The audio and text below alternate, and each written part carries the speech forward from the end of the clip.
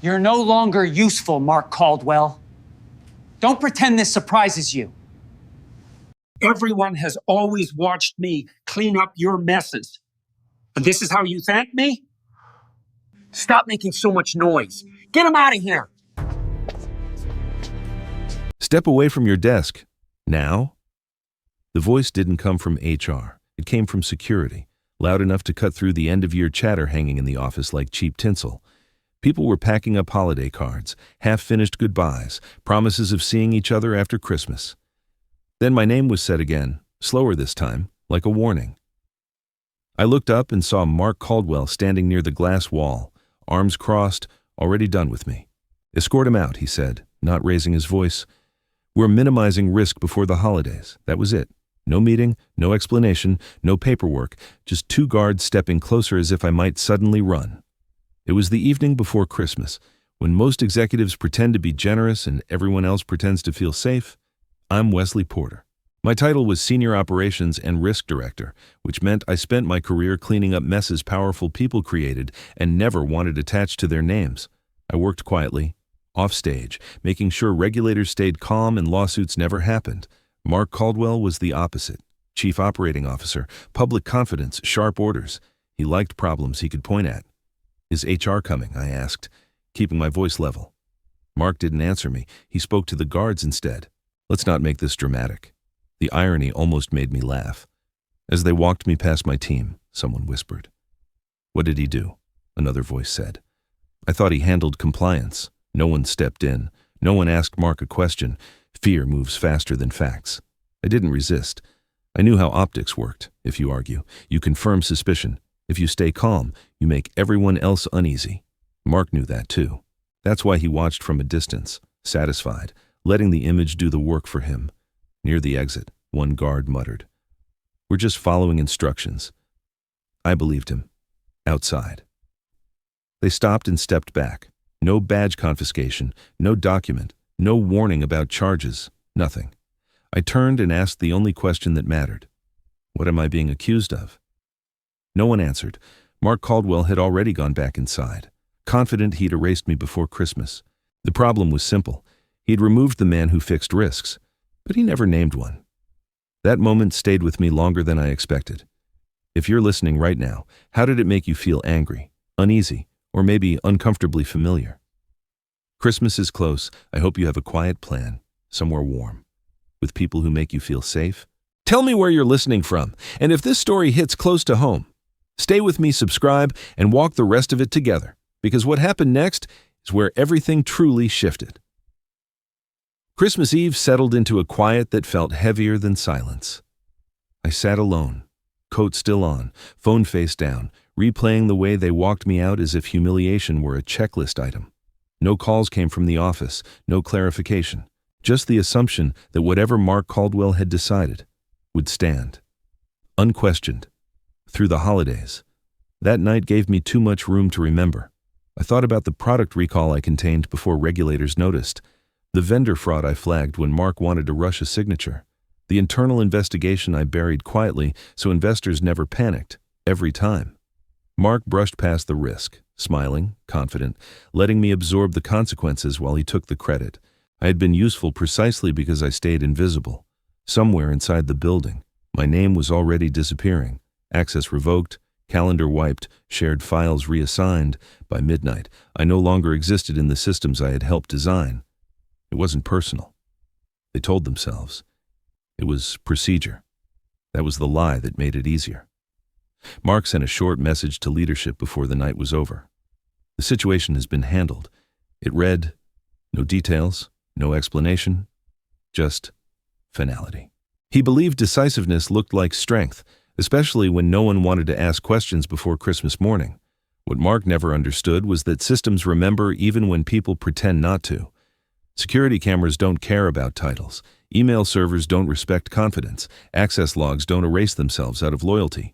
Every instruction he gave, every shortcut he took, every order delivered without documentation was still sitting there. Time-stamped and precise. I knew that because I built those safeguards myself. I had insisted on them after watching executives rewrite history too many times. Mark had mocked the redundancy, called it paranoia. Now it was simply architecture doing what it was designed to do. As the night deepened, my anger stayed contained, compressed into something colder. I wasn't planning anything. I wasn't drafting emails or calling reporters. I was letting the truth exist on its own terms. That restraint mattered. Rash reactions create noise. Silence lets evidence breathe. Mark was probably asleep, satisfied, believing he had removed a problem before it could become inconvenient. He thought the story ended when I left the building. He was wrong. Nothing had been erased. The records were intact, patient, and indifferent to intent. Systems don't lie to protect egos. They wait, and they remember exactly who said what and when. That certainty was the only thing keeping me steady, because injustice feels unbearable only when it has nowhere to land. I let the night pass, knowing the same mechanisms that erased my name were preserving the truth with far more loyalty than any executive ever would. By morning, the imbalance would surface, and they would realize silence had never meant absence. Most listeners miss what just happened here. Did you hear it? Sleep never came, but clarity did. By early morning, the humiliation had cooled into something sharper. I didn't want revenge. I wanted precision, so I called a lawyer I trusted, not to threaten anyone, not to file anything, just to ask a single question: what, exactly, had been done to me. He listened without interruption. I described the escort, the absence of HR, the lack of paperwork, the public display. When I finished, there was a pause, then a slow exhale. This isn't a termination issue, he said. It's conduct. That word mattered. Conduct meant actions, not excuses. He walked me through it calmly. Being physically escorted without cause or explanation could qualify as false imprisonment. Being paraded in front of coworkers as a supposed risk, without accusation, could be defamation by conduct. No memo was required. No accusation needed to be spoken. The damage lived in the act itself. I asked him what Mark Caldwell would argue. My lawyer didn't hesitate. He'll say it was preventive. Risk management, temporary. He paused. That defense collapses if there was no investigation. That was the center of it. No inquiry, no allegation, no emergency. Just Mark's decision, delivered through security, amplified by timing. He had treated authority like immunity. I wasn't angry listening to this. Anger clouds judgment. What I felt was steadiness. Understanding the framework stripped the emotion away and left only structure. I hadn't been outmaneuvered. I had been mishandled. Then my lawyer said the part that shifted everything. Responsibility may not stop at the company. He told me, when an executive personally orders an action like that, liability can follow the individual. I asked about insurance, about the protections executives rely on. Another pause. Those policies don't cover intentional acts, he said, especially not public humiliation without cause. I didn't smile. I didn't celebrate. I thanked him and ended the call. I wasn't planning a counterstrike. I didn't need one. The law was already in motion, quiet and indifferent. Mark Caldwell thought the night ended the story. He thought removing me removed the risk. But the truth was colder than that. I didn't need to do anything. I just needed to wait. Because laws don't sleep, and neither do consequences. I understood then why restraint mattered. Any impulsive move would give Mark noise to hide behind. Silence denied him that shelter. The process would unfold without my fingerprints on it, driven by records, procedures, and people trained to see patterns instead of personalities. That distance was protection. It kept my credibility intact while pressure accumulated elsewhere. I put the phone down, poured a glass of water, and waited for daylight, confident that the same calm I felt now would soon be replaced by panic on the other side of the glass. I stayed still, letting the law move forward, certain it would reach him without my help eventually anyway. The panic didn't reach me directly. It arrived through fragments, the way fear usually does when people are trying to hide it. Early that morning, while I was still sitting with a cold cup of coffee, my phone lit up with missed calls I didn't answer. I didn't need to. I already knew something had shifted overnight. The board had convened an emergency meeting after receiving letters from an outside law firm. Not threats, not accusations, requests for preservation, clarification, documentation, the kind that tells experienced executives the situation is no longer theoretical. By the time everyone joined the call, tension had replaced confidence. Mark Caldwell took control immediately. I was told he leaned back, steady voice, palms open. This is being blown out of proportion. He said, at worst, it's a routine employment dispute. He framed it as housekeeping, a misunderstanding handled poorly by overcautious counsel. He needed them calm. That calm didn't last. The company's general counsel interrupted him before he could finish. She didn't raise her voice. She didn't dramatize. She simply corrected the premise. This wasn't about termination. This was about conduct, about public removal without cause, about exposure that didn't sit under normal corporate protection. Someone asked about insurance. It was the question that cracked the room. The answer came carefully, deliberately. D&O coverage would not apply. Intentional acts, personal directives, public humiliation, none of it qualified. Each element pushed responsibility away from the company and toward the individual who ordered it. The silence after that was described to me as physical. Mark didn't interrupt. He didn't reframe. He didn't argue. For the first time since I'd known him, he had nothing ready.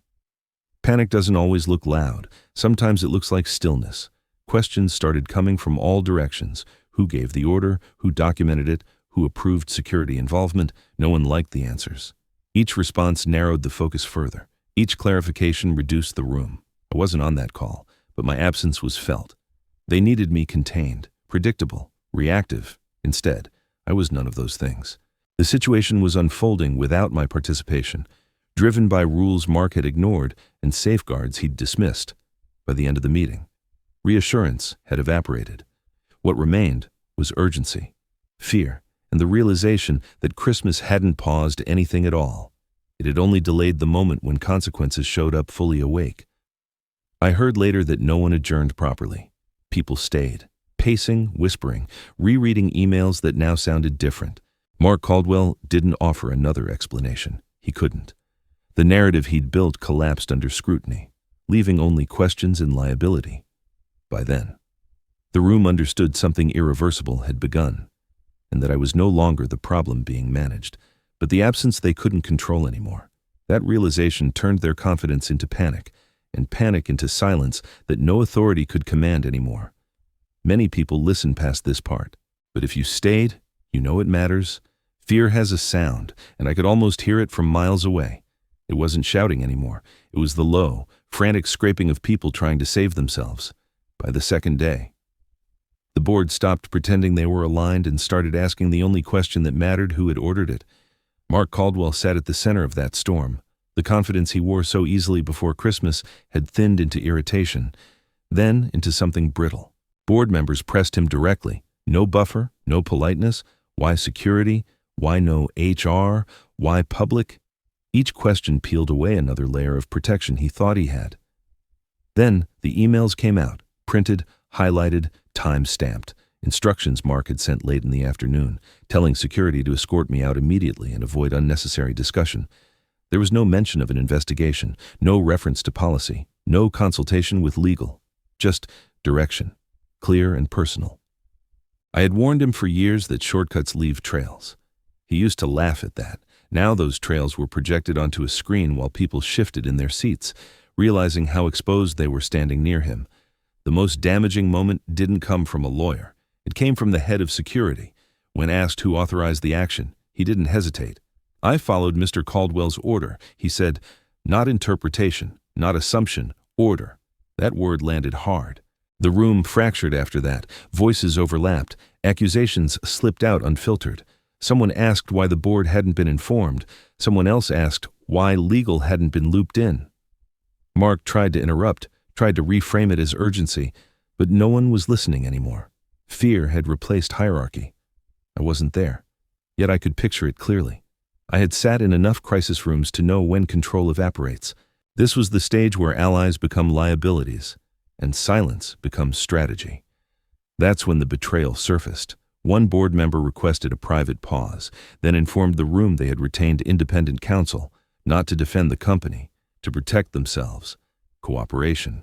They called it transparency. The language of self-preservation. That single move shifted everything. It told the rest of them the unity they relied on was gone. Someone was already preparing to testify, to document, to distance themselves from Mark Caldwell's decisions. By the end of the day, fear wasn't abstract anymore. It had names, emails, and consequences attached. Mark sat isolated, surrounded by people calculating exits. I remained silent, watching the structure collapse exactly as I had seen so many others do before. When blame starts circulating, truth always follows close behind, and no amount of authority can stop it once it's been invited inside. The fear feeding that room grew heavier with every hour, because once self-interest takes over, loyalty dissolves fast, and everyone knows the collapse has only just begun for all involved. The shift from chaos to control happened quietly. No announcements, no headlines, just a subtle change in tone that anyone experienced in corporate crises would recognize immediately.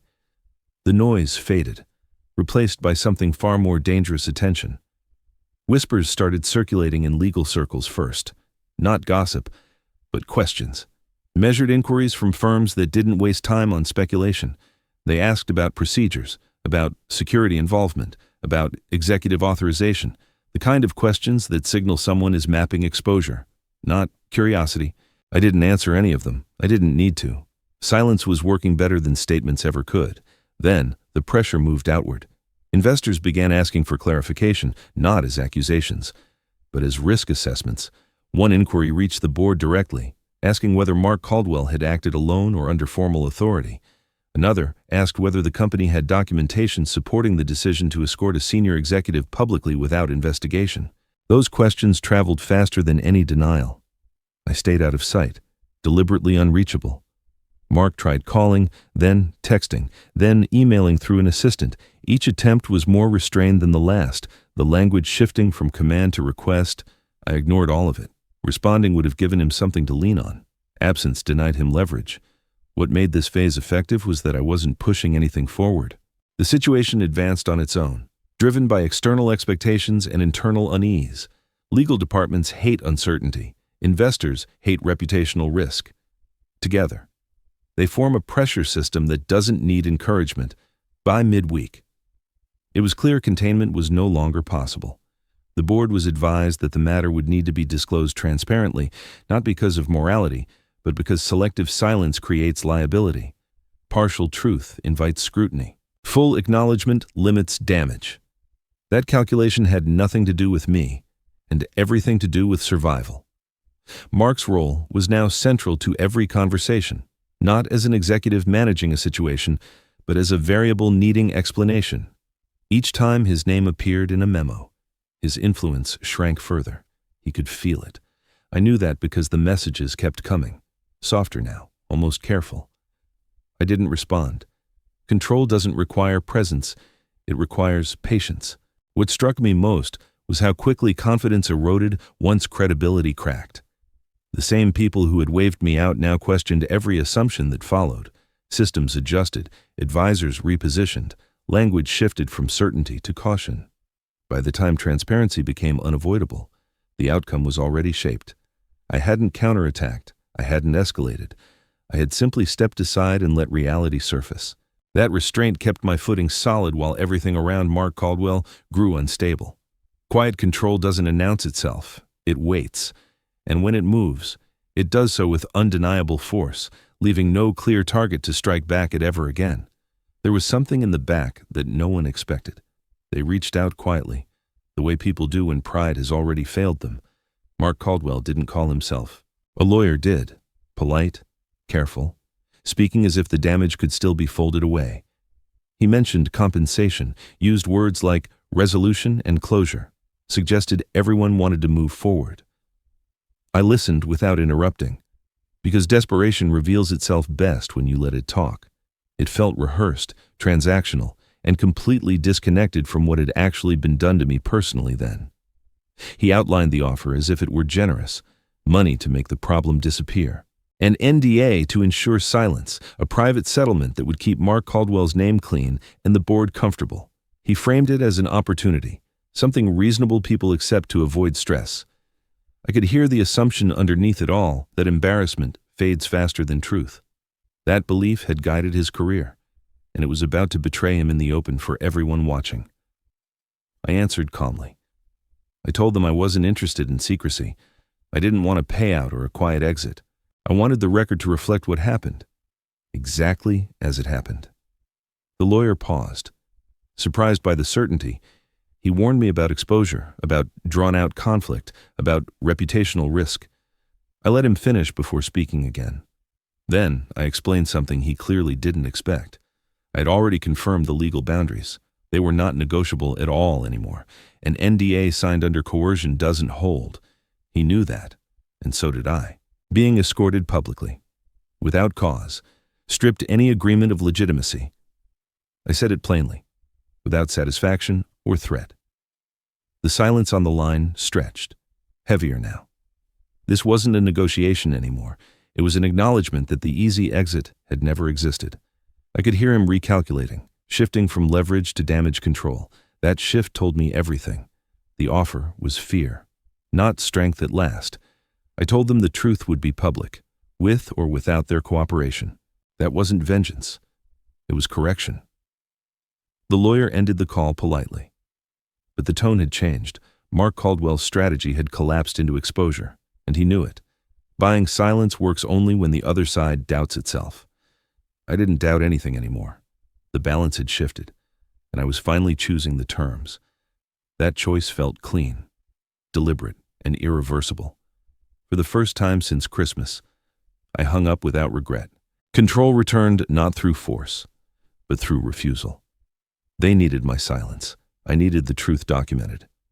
As the line went dead, I knew Mark Caldwell had misjudged me again. Desperation had revealed itself, and I had answered by stepping forward, not back. That certainty steadied me.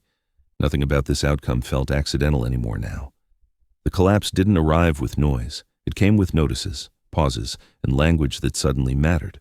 By the time I heard officially, the decision had already been circulated internally. Mark Caldwell was suspended from operational authority, effective immediately.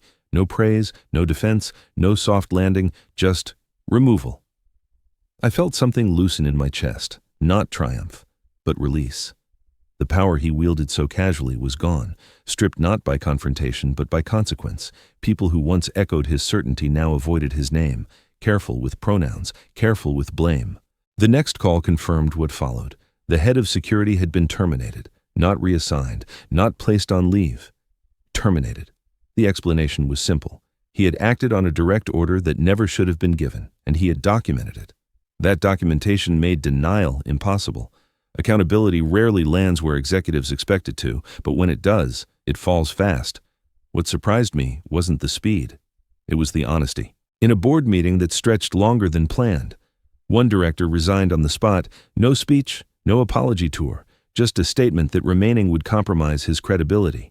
That single act triggered others to reconsider their positions, their exposure, their futures. For the first time since Christmas, the company stopped pretending the problem was procedural. An internal memo followed, carefully worded but unmistakable in meaning. The escort had been a mistake. The process had been mishandled. The situation should never have escalated the way it did. They didn't mention my name, but they didn't need to. Responsibility had found its place.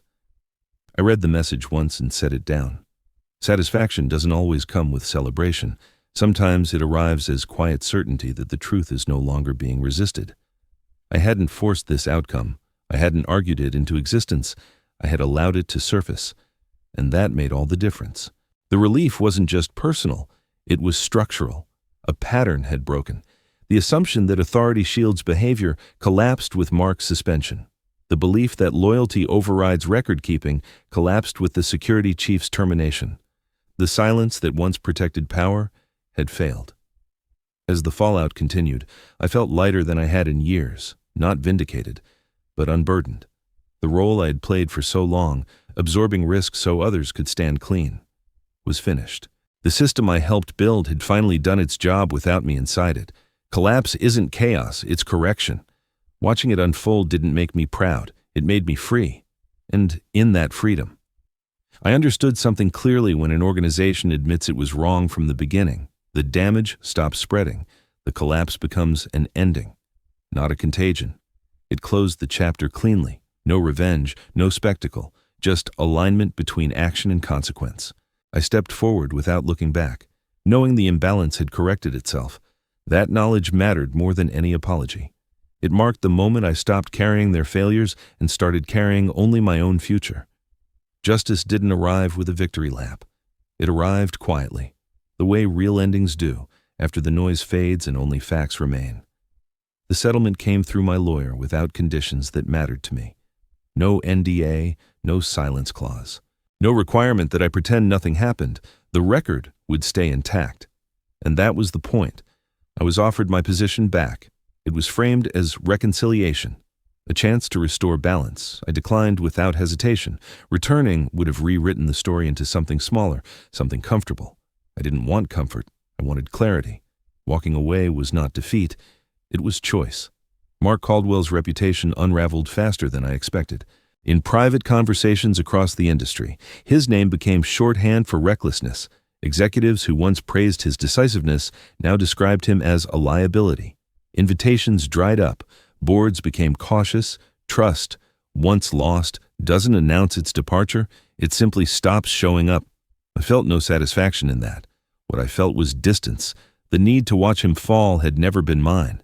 Justice doesn't require an audience. It requires alignment between action and consequence. And that alignment had finally settled. The legal resolution closed one chapter cleanly.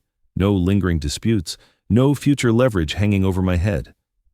I could speak freely about what happened, not because I wanted to, but because I no longer had to calculate every sentence. That freedom mattered more than money ever could. A week later, I received a call I hadn't anticipated. A firm I respected asked to meet, not to rescue me, not to exploit the situation, but to understand how I operated under pressure. They didn't ask what went wrong at my old company. They asked what I would do differently if given authority instead of containment. The offer that followed was clear and unambiguous. Full transparency, defined boundaries, mutual respect. No theatrics. They didn't want silence. They wanted judgment. I accepted. The transition felt natural, almost quiet. I didn't carry resentment with me. I carried experience. Sharpened by restraint, the absence of revenge didn't weaken the outcome. It strengthened it. I had won without demanding payment beyond truth. Justice, I learned, isn't loud. It doesn't humiliate. It restores proportion. I didn't return to prove anything. I moved forward because the path ahead finally matched the standards I had enforced for others. That alignment was the real outcome, and it held more dignity than any public apology ever could. The morning after didn't feel triumphant. It felt still. The noise that once defined my days was gone, replaced by a calm that didn't demand explanation.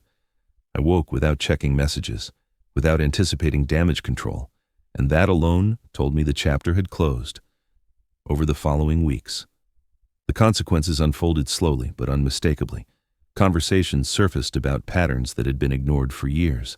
People spoke openly about fear, about decisions driven by intimidation rather than judgment. What had happened to me was no longer treated as an exception. It became a reference point, proof of a culture that rewarded force until it finally collapsed under scrutiny. Mark Caldwell's name stopped appearing altogether. No announcements marked his exit from leadership circles. He simply vanished from agendas, panels, and invitations in corporate life. Disappearance is louder than disgrace. It signals that trust has expired and will not be renewed. I moved forward without ceremony. My new role demanded focus, not defense. I was trusted to speak plainly, to question decisions before they hardened into problems. The difference was striking. Accountability was shared. Authority had limits. I didn't need to protect anyone from themselves anymore. What stayed with me most wasn't vindication. It was the quiet correction that followed. Policies were revised. Security protocols were clarified. Boards asked harder questions before acting. My experience traveled farther than I ever could, carried by conversations I wasn't part of. That was the real reach of justice. I understood then that closure doesn't require forgetting. It requires integration. The memory of being escorted out no longer burned. It had context now, framed by outcome rather than shock. That shift changed everything. Peace came from knowing I hadn't compromised myself to get here. I didn't bargain with truth or trade silence for comfort. I let systems work. And when they did, they left something stronger behind. As I stepped fully into the next chapter, I carried no anger. I carried alignment. My values matched my environment at last, and that balance felt permanent.